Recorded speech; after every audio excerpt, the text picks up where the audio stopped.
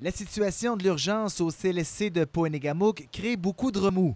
Depuis quelques mois, le comité de santé du Transcontinental exige que le CLSC regagne son statut d'unité d'observation, comme c'était le cas en 1989. Avant, on avait 48 heures pour stabiliser le patient et le retourner à la maison. Maintenant, on a les 10 heures. Il faut le retourner le plus rapidement possible, sinon ça nuit aux statistiques de l'urgence. Plus tu es performant, plus tu reçois d'argent du ministère.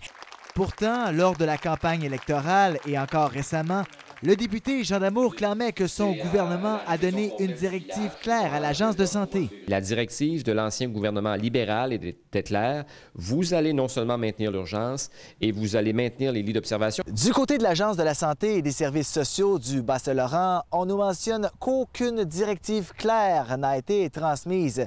C'est pourquoi ici, c'est le statu quo. Il n'y a pas d'indication et il n'y a pas eu non plus de demande de notre part auprès des équipes médicales de dire après 10 heures, vous devez transférer la clientèle. C'est une fausse rumeur et je tiens à la rétablir avec fermeté.